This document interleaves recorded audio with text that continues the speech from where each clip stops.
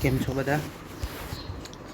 આજથી આપણે second chapter શરૂ કરવા જઈ રહ્યા છીએ 8085 માઇક્રો પ્રોસેસર. આ ચેપ્ટરની અંદર ઇમ્પોર્ટન્ટ શું છે એ હું તમને અહીંયા કન્ટેન્ટમાંથી જણાવી દઉં. તો ટાઈપ્સ ઓફ કમ્પ્યુટર સિસ્ટમ જે છે એને હું સિંગલ સ્ટાર આપીશ. પ્રોગ્રામિંગ લેંગ્વેજીસ એને 2 star. Computer structure 2 star. Interfacing logic devices ચાલો એ પણ આપણે ઇમ્પોર્ટન્ટ છે, બરાબર. પછી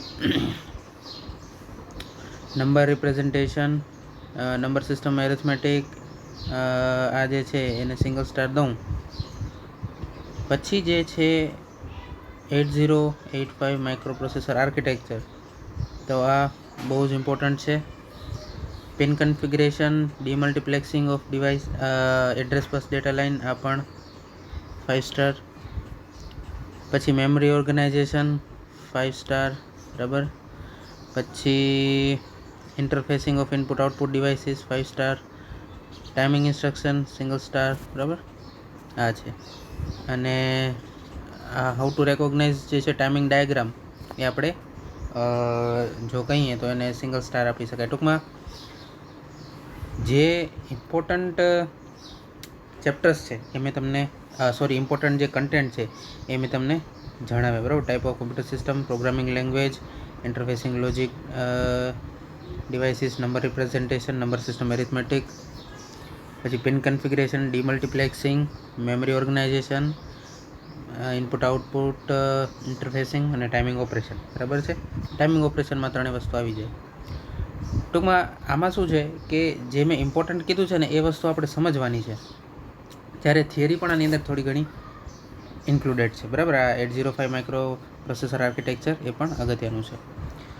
આગળ જઈએ તો શરૂઆત કરીએ ઇન્ટ્રોડક્શનથી. આપણે જોઈ રહ્યા છીએ 8085 માઇક્રો પ્રોસેસર. 8085 માઇક્રો પ્રોસેસર જે છે એ ઇન્ટેલ કંપની દ્વારા ડેવલપ કરવામાં આવેલું છે.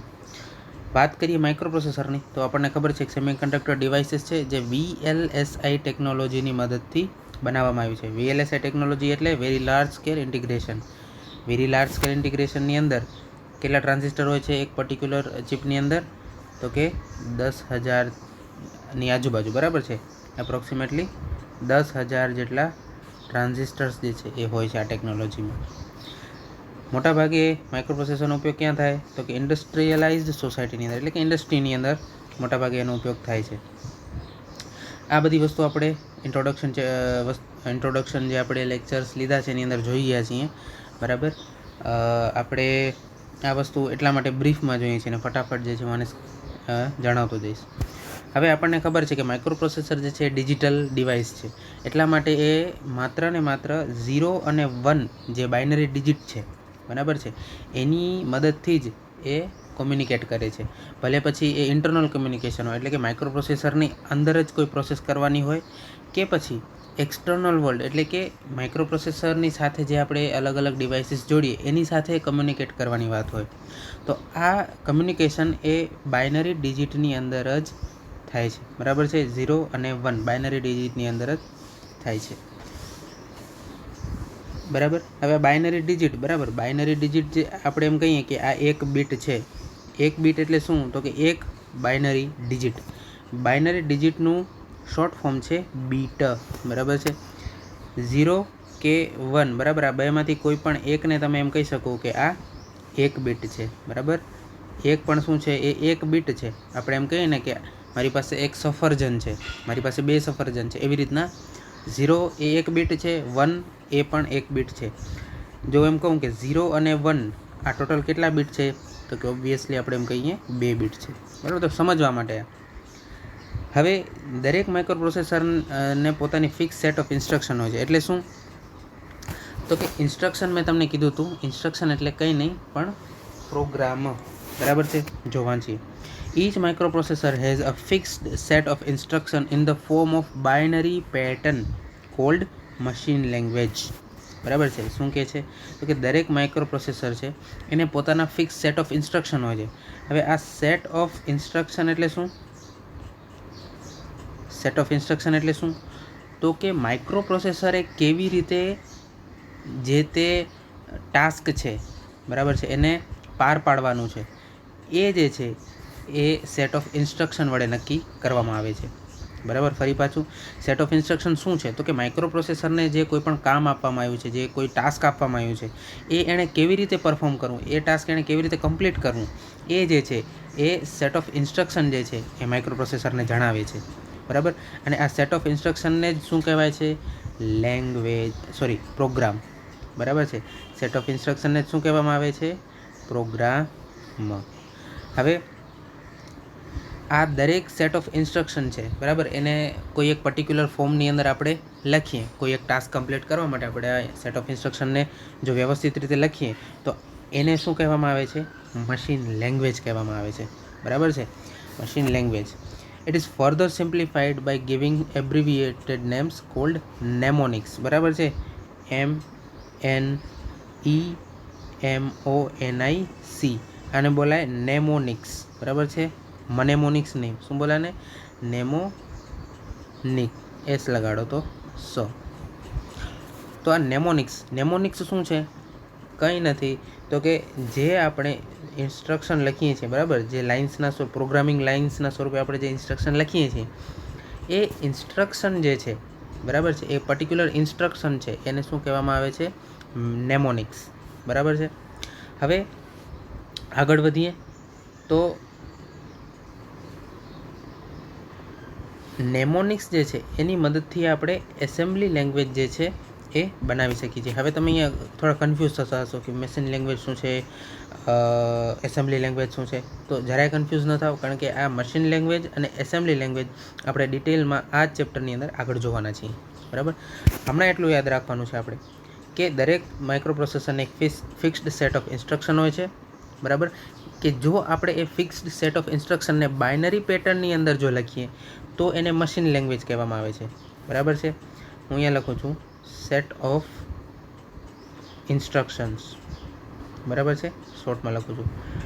જો એને તમે જો બાઇનરીમાં લખો તો એને શું કહેવાશે? Machine language. બરાબર. પણ જો એને જ તમે નેમોનિક્સ એટલે કે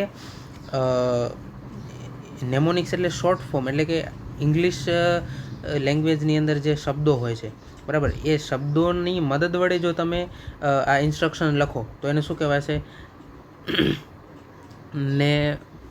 નેમોનિક્સ. તો એ કહેવાશે એસેમ્બલી લેંગ્વેજ. બરાબર છે. તો કહેવાનો અર્થ એ છે, જો તમે 0 1 1 0 એવી રીતના લખો તો એ છે મશીન લેંગ્વેજ. પણ જો તમે એવી રીતે લખો છો કે ભાઈ મારે સરવાળો કરવો છે, તો હું એમ લખીશ ADD, એડ, તો એ કહેવાશે એસેમ્બલી લેંગ્વેજ પ્રોગ્રામિંગ. એ આપણે આગળ વ્યવસ્થિત જોશું. હમણાં આટલું જ યાદ રાખવાનું છે. હવે ડેવલપમેન્ટ ઓફ કમ્પ્યુટર, આ એકદમ થિયરી જ છે, જે તમે આરામથી વાંચી શકો છો. હું થોડું ફાસ્ટ જે છે અને જવા દઉં છું. ફર્સ્ટ જનરેશનના જે કમ્પ્યુટર્સ હતા એની અંદર શું હતું? વેક્યુમ ટ્યુબ્સ અને વેક્યુમ વાલ્વ્સ હતા. બરાબર. એ શું છે વેક્યુમ ટ્યુબ્સ અને વેક્યુમ વાલ્વ્સ? તો કે રાજો આ છે વેક્યુમ ટ્યુબ, જે મેં તમને ઇન્ટ્રોડક્ટરી લેક્ચરની અંદર પણ કીધું હતું. બરાબર. કે CFL જે બલ્બ હોય છે એના સાઇઝના એ ટ્યુબ હોય છે. પછી આવ્યું સેકન્ડ જનરેશન, તો એની અંદર આવ્યા ટ્રાન્ઝિસ્ટર્સ. પછી થર્ડ જનરેશનની અંદર આવી IC એટલે કે ઇન્ટિગ્રેટેડ સર્કિટ, એટલે કે એક નાનકડી સર્કિટની અંદર ઘણા બધા જે છે એ ટ્રાન્ઝિસ્ટર સમાવી લેવા. એ થર્ડ જનરેશનમાં આવ્યું. પછી ફોર્થ જનરેશનની અંદર આવ્યું એડવાન્સમેન્ટ ઇન IC ટેકનોલોજી, કે જ્યારે VLSI પદ્ધતિ શોધાણી. VLSI પછી VLSI આવી, પછી સુપર લાર્જ સ્કેલ ઇન્ટિગ્રેશન આવ્યું, પછી અલ્ટ્રા લાર્જ સ્કેલ ઇન્ટિગ્રેશન આવ્યું. આના કારણે જે છે એ ફોર્થ જનરેશનના કમ્પ્યુટર્સ એટલા ફાસ્ટ બન્યા કે જે ક્યારે કોઈએ વિચાર્યું પણ નહોતું. અને ફિફ્થ જનરેશનના જે કમ્પ્યુટર્સ છે એ યેટ ટુ કમ છે. શા માટે? તો કે એ ફિફ્થ જનરેશનના જે કમ્પ્યુટર્સ હશે એની પાસે પોતાની જેન્યુઇન IQ હશે, એટલે કે એ પોતાની રીતે ડિસિઝન જે છે, બરાબર છે, એ લેતા થશે. બરાબર. એટલે કે આર્ટિફિશિયલ ઇન્ટેલિજન્સવાળા કમ્પ્યુટર કે જેની પર અત્યારે કામ ચાલુ છે. બરાબર. તો આ હતું brief about evolution in computer. હવે માઇક્રો પ્રોસેસર ફરી પાછું એ જ રટણ આપણે કરવાનું જે છે એ જરૂર નથી, કારણ કે આપણે બધું આપણે જોઈ ગયા છીએ. માઇક્રો પ્રોસેસરમાં શું હોય તો કે ALU હોય, કંટ્રોલ યુનિટ હોય અને રજિસ્ટર્સ હોય, બરાબર છે. શા માટે રજિસ્ટર હોય? તો કે જ્યારે પ્રોસેસિંગ થતું હોય એ દરમિયાન થોડો ઘણો જે ડેટા હોય, જે પ્રોસેસ હોય સ્ટોર કરવા માટે, બરાબર. આ વસ્તુ છે, સિમ્પલ છે. છતાં પણ આપણે એક વખત જોઈ લઈએ, જે હાઇલાઇટ કરેલું છે કે ભાઈ માઇક્રોપ્રોસેસર એ પ્રોગ્રામેબલ ઇન્ટિગ્રેટેડ ડિવાઇસ છે. પ્રોગ્રામેબલનો અર્થ એ છે કે microprocessor can be instructed to perform different operation according to given program. એટલે કે પ્રોગ્રામેબલનો અર્થ એમ થાય છે કે તમે જો ચોક્કસ ઇન્સ્ટ્રક્શન લખો કે ભાઈ મારે સરવાળો કરવો છે, બરાબર છે, મારે સરવાળો કરવો છે, તો એને લગતી જો તમે ઇન્સ્ટ્રક્શન લખો તો માઇક્રોપ્રોસેસર સરવાળો કરશે. જો તમારે બાદબાકી કરવી હોય તો એને લગતી ઇન્સ્ટ્રક્શન લખો, બરાબર, એને લગતો તમે પ્રોગ્રામ બનાવો તો માઇક્રોપ્રોસેસર બાદબાકી કરશે. મલ્ટિપ્લિકેશન વિશેનો પ્રોગ્રામ બનાવો, બરાબર, તો માઇક્રોપ્રોસેસર મલ્ટિપ્લિકેશન કરશે. ટૂંકમાં પ્રોગ્રામેબલનો અર્થ એ છે કે માઇક્રોપ્રોસેસર કેન બી ઇન્સ્ટ્રક્ટેડ એટલે કે એને આપણે ઇન્સ્ટ્રક્શન આપી શકીએ છીએ. કેવી રીતે?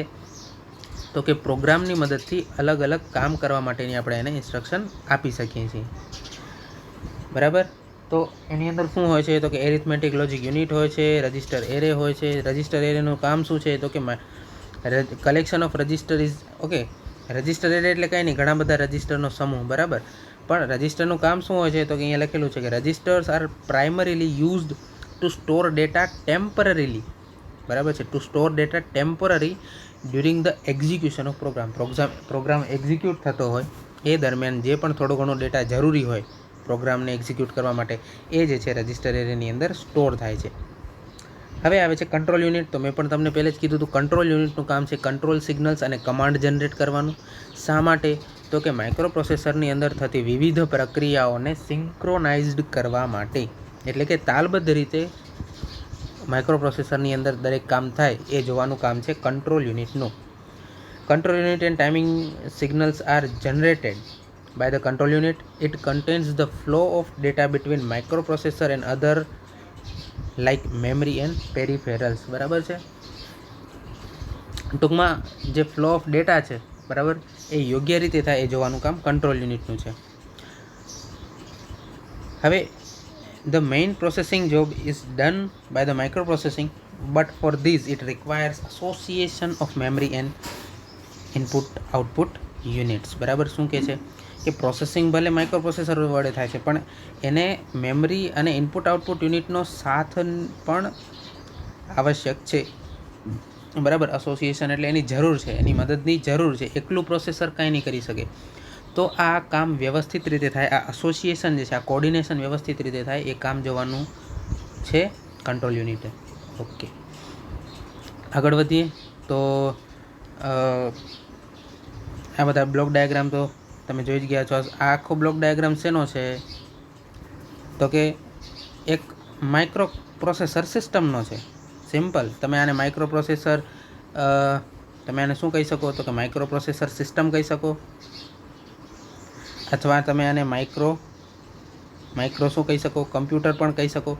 જો સિમ્પલ વાત છે, માઇક્રો કમ્પ્યુટર કે ડિજિટલ કમ્પ્યુટર એટલે એવું સાધન કે જેની અંદર માઇક્રો પ્રોસેસરનો ઉપયોગ થયો હોય, as simple as that.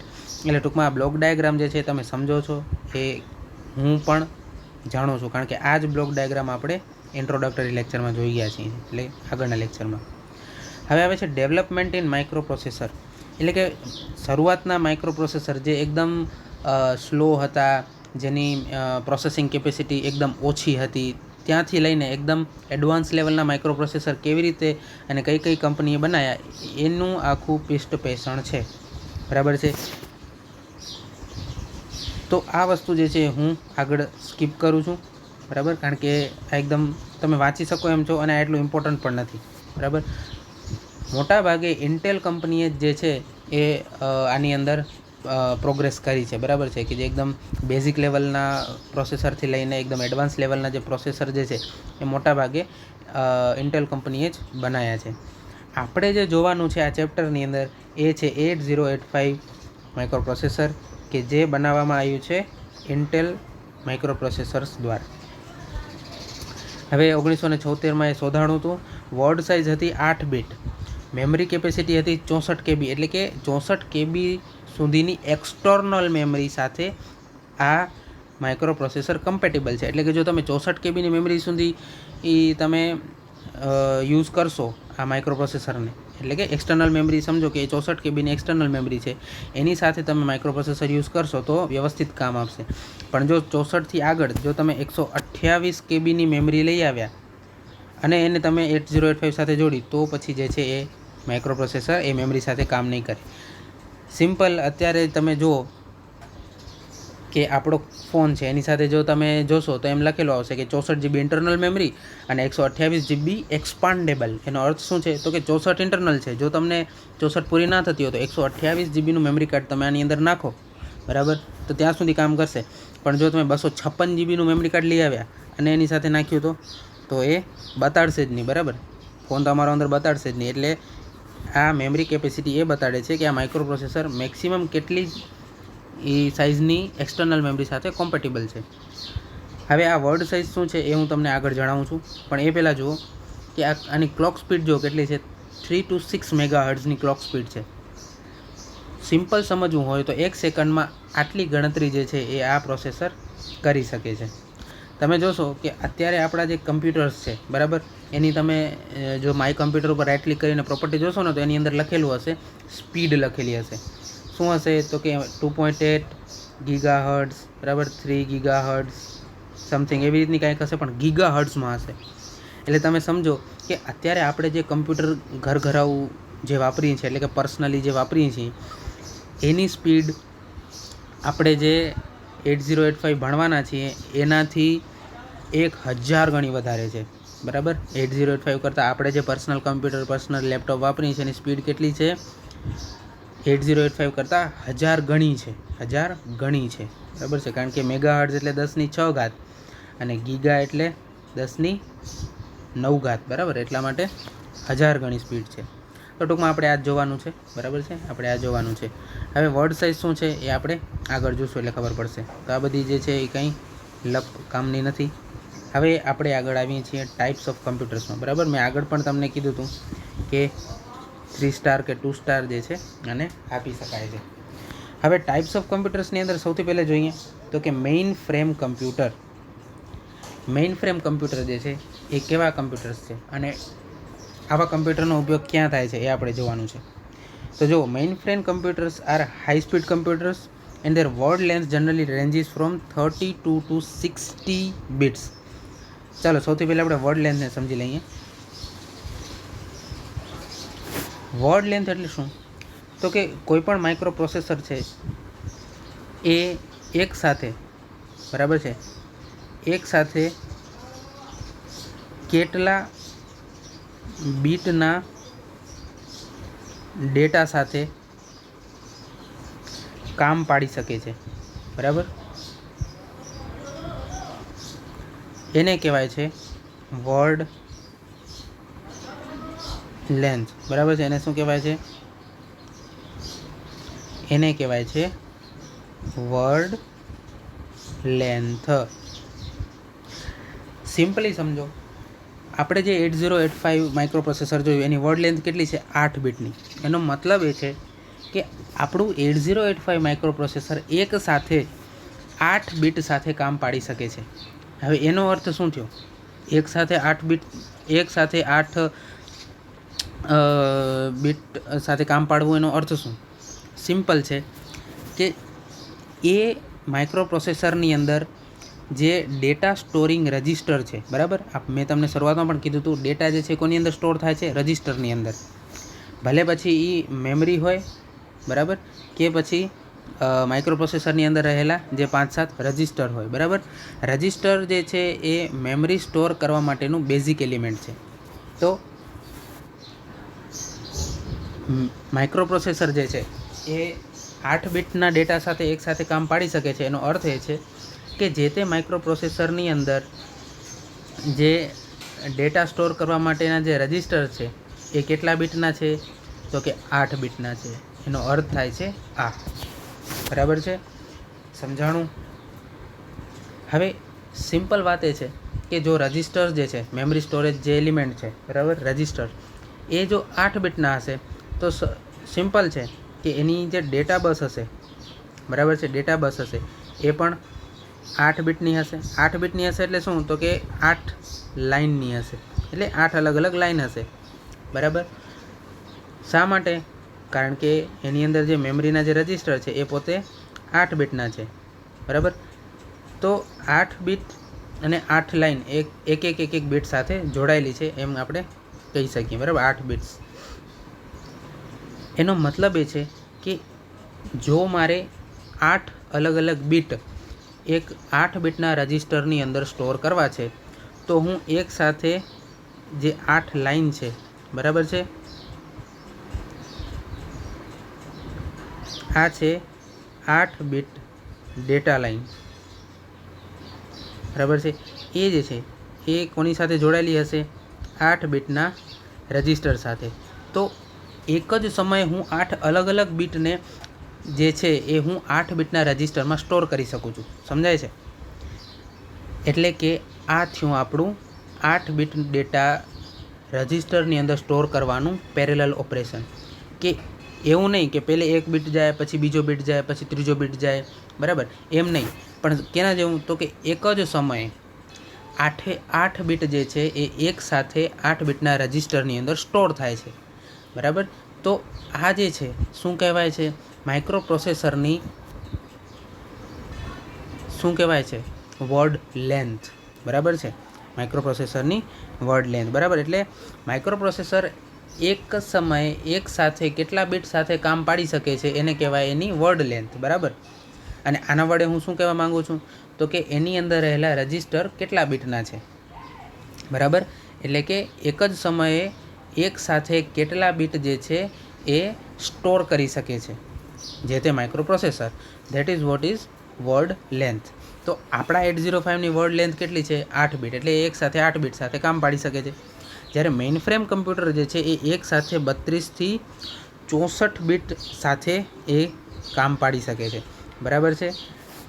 They are capable of addressing MB megabytes of memory and handling all types of peripheral and a large number of users. Peripheral એટલે શું? તો કે આપણે જે કમ્પ્યુટર સાથે એક્સટર્નલી જે બીજા અલગ અલગ ડિવાઇસ જોડીએ છીએ, જેમ કે પ્રિન્ટર છે, સ્કેનર છે, પછી પેનડ્રાઈવ છે વગેરે જેવી ડેટા સ્ટોરેજ એલિમેન્ટ, તો આ દરેક પેરિફેરલ કહેવાય, બરાબર છે. મેઇન ફ્રેમ કમ્પ્યુટર જે છે ને એક રૂમ જેટલા મોટા હોય છે, બરાબર. એટલે એ જે છે એ મેઇન ફ્રેમ કમ્પ્યુટર એક ખાસ પર્પઝ માટે બનાવવામાં આવે છે. જેમ કે ડિફેન્સની અંદર, ઇમેજ પ્રોસેસિંગની અંદર, સાયન્સ ફિક્શન મૂવી જે બનાવતા હોય છે, બરાબર છે. તમે જો આ એવેન્જર છે, એવેન્જર ઇન્ફિનિટી વોર છે, એન્ડ ગેમ છે, આવી જે હાઈફાઈ મૂવી છે એ શું આપણા ઘરમાં રહેલા કે આપણે જે લેપટોપ વાપરી છીએ એવા સાદા લેપટોપથી શું બનતી હશે? પોસિબલ જ નથી, બરાબર. એના માટે મોટા મોટા પ્રોસેસિંગ પાવર ધરાવતા મેઇન ફ્રેમ કમ્પ્યુટરની જરૂર પડે. સાથે સાથે મેઇન ફ્રેમ કમ્પ્યુટરને સુપર કમ્પ્યુટર પણ કહેવામાં આવે છે, બરાબર છે. મેઇન ફ્રેમ કમ્પ્યુટરને સુપર કમ્પ્યુટર પણ કહેવામાં આવે છે, બરાબર. તો આવા સુપર કમ્પ્યુટરનો ઉપયોગ ક્યાં ક્યાં થાય છે? તો કે ઇમેજ પ્રોસેસિંગ જે હમણાં જોયું આપણે, બાયોમેડિકલ એપ્લિકેશનની અંદર થાય છે. બાયોમેડિકલ એપ્લિકેશન એટલે શું? તો કે ડીએનએ સિક્વન્સિંગ કરવું હોય, ડીએનએ સિક્વન્સિંગ, તો એનામાં એ કામ આવે છે. સાથે સાથે સુપર કમ્પ્યુટરનો સૌથી બહોળો ઉપયોગ વેધર ફોરકાસ્ટિંગમાં થાય છે, એટલે કે હવામાનની આગાહી કરવા માટે, બરાબર છે. પછી આવે છે મિની કમ્પ્યુટર. મિની કમ્પ્યુટર એટલે શું? તો કે મેઇન ફ્રેમ કમ્પ્યુટરથી થોડા નાના, પણ સાઇઝ તો એની પણ મોટી જોઈએ છે. આપણે કોઈ એક ટીવીનો કોઈ શોકેસ હોય, બરાબર, તો એટલી મોટી સાઇઝ તો એની હોય જ છે. સ્પીડ થોડી ધીમી હોય છે અને જે ડેટા વર્ડ છે એ મેઇન ફ્રેમ કમ્પ્યુટર કરતાં ઓછા હોય છે. જો મેઇન ફ્રેમ કમ્પ્યુટર એ એક સાથે 64 બીટને સ્ટોર કરી શકે, બરાબર, એક સાથે 64 બીટ સાથે કામ પાડી શકે, તો મિની કમ્પ્યુટર જે છે એક સાથે 32 બીટ સાથે કામ પાડી શકતા હશે. આવા જે મિની કમ્પ્યુટર છે એનો ઉપયોગ ક્યાં થાય? તો કે લાર્જ ડેટા પ્રોસેસિંગ અને ઇન્ડસ્ટ્રીયલ એપ્લિકેશનમાં થાય. પછી આવે છે માઇક્રો કમ્પ્યુટર. આ માઇક્રો કમ્પ્યુટર એટલે શું? તો કે જે આપણે ઘરે વાપરીએ છીએ એ પીસી કે લેપટોપ, બરાબર. પીસી કે લેપટોપ તમે જે પણ સમજવું એ સમજી શકો છો. હવે શરૂઆતમાં જે છે એ 8 બીટના માઇક્રો કમ્પ્યુટર્સ આવતા હતા, એટલે કે આવા પર્સનલ કમ્પ્યુટર. પણ પછી 16 બીટ, 32 અને 64 બીટમાં પણ આવે છે. અત્યારના જે લેટેસ્ટ તમે લેપટોપ જોશો, જે ઇન્ટેલના જે 5i કે 7i જે પ્રોસેસર આવે છે એ બધા અત્યારે 64 બીટના આવે છે. ફરી પાછું 64 બીટ એટલે શું? એ જે તે પ્રોસેસરની વર્ડ લેન્થ છે, એટલે કે એક સાથે એ 64 બીટ સાથે કામ પાડી શકે છે એટલે કે એ એક સાથે 64 બીટ ડેટાને પોતાના રજિસ્ટરની અંદર સ્ટોર કરી શકે છે. એક જ સાથે એક જ સમયે 64 બીટ ડેટાને એ સ્ટોર કરી શકે છે. બરાબર. હવે મને કહો, જો એક સાથે 64 બીટ ડેટાને રજિસ્ટરની અંદર સ્ટોર કરવો હોય તો કેટલી ડેટા લાઇન જોઈએ? 64. કેટલી? ઓબ્વિયસલી 64, કારણ કે એક બીટ જે છે એ એક લાઇન કેરી કરશે, એવી 64 લાઇન જોઈએ, 64 ડેટા લાઇન જોઈએ. બરાબર. તો આ વસ્તુ સમજવાની છે. તો આ મેઇન આપણા જે માઇક્રો કમ્પ્યુટર છે એના ઉદાહરણ શું છે? તો કે PC, workstation, single board microcomputer. બરાબર. આ બધા ઉદાહરણ છે. પર્સનલ કમ્પ્યુટર તો તમને ખબર જ છે, જે આપણે વાપરતા હોઈએ છીએ, જેને ડેસ્કટોપ કમ્પ્યુટર એટલે કે જે આપણે ટેબલ ઉપર રાખીને જે પેલું શું કહેવાય ડબ્બા ટાઈપ મોનિટર આવતા હોય એ. અત્યારે તો એલસીડી મોનિટર આવે છે, એટલે એને પણ ડેસ્કટોપ કમ્પ્યુટર જ કહેવાય. પછી લેપટોપ છે, પછી એનું પણ એડવાન્સ વર્ઝન નોટબુક કમ્પ્યુટર છે, એ દરેક પર્સનલ કમ્પ્યુટરમાં આવે. હવે વર્ક સ્ટેશન કમ્પ્યુટર જે છે એ માઇક્રો કમ્પ્યુટર જ છે, પણ એ અલગ શા માટે લખ્યું? કારણ કે વર્ક સ્ટેશન કમ્પ્યુટર કોઈ એક પર્ટિક્યુલર કામ માટે બનાવેલા હોય છે. જેમ કે જો ગેમિંગ લેપટોપ, બરાબર, ગેમિંગ લેપટોપ હોય તો એની અંદર શું હોય? તો કે એનું જે ગ્રાફિક કાર્ડ હોય એ બહુ જ સારું હોય, બહુ સારી ક્વોલિટીનું હોય, એની રેમ સારી હોય, મેમરી સારી હોય વગેરે. તો ગેમિંગ કમ્પ્યુટર જે છે એ આ વર્ક સ્ટેશન ટાઈપ કમ્પ્યુટરનું ઉદાહરણ છે. સાથે સાથે બીજું તમે ઉદાહરણ શું લઈ શકો? તો કે જે મોટા મોટા જે શું કહેવાય મોટી મોટી ઓફિસો હોય, તો એ ઓફિસની અંદર ઘણા બધા કમ્પ્યુટર હોય.